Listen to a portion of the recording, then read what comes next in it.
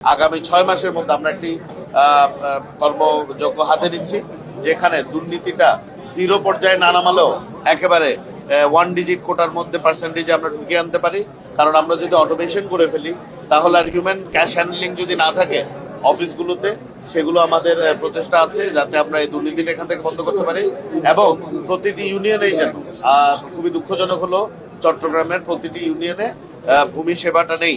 আমরা নিশ্চিত করতে চাই দেশের অন্যান্য অঞ্চলের মতো প্রতিটি ইউনিয়নে যেন আমরা ভূমি সেবাটা দিতে পারি, এবং আমরা এই সেবা এইটা আরো উত্তরোত্তর বৃদ্ধি করার চেষ্টা করছি। যেমন হাটাজারি ভূমি অফিসে কোনো ক্যাশ ট্রানজাকশন হয় না, পুরোটাই ইভাস মানে ইপে সিস্টেমের মাধ্যমে হয়।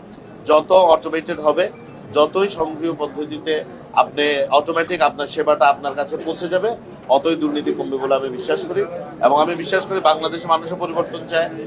আমাদের সাথে যারা কাজ করছেন তারাও এটা বুঝতে পেরেছেন যে মাননীয় প্রধানমন্ত্রী জনাব তারেক রহমান এই ব্যাপারে জিরো টলারেন্সে থাকবেন। আর উনি যদি জিরো টলারেন্সে থাকে, আমরা যারা দায়িত্বশীল আছি তারা অবশ্যই আমরা ওনার চেয়ে বেশি কঠোর অবস্থান মাঠে নেওয়া লাগবে। ইনশাল্লাহ আমি বিশ্বাস করি যত দুর্নীতি থাকুক না কেন, ইনশাল্লাহ এই মন্ত্রণালয়কে দুর্নীতিহীন এবং দুর্নীতিবিহীন একটি মন্ত্রণালয় ইনশাল্লাহ আমরা রূপান্তরিত করতে পারবো।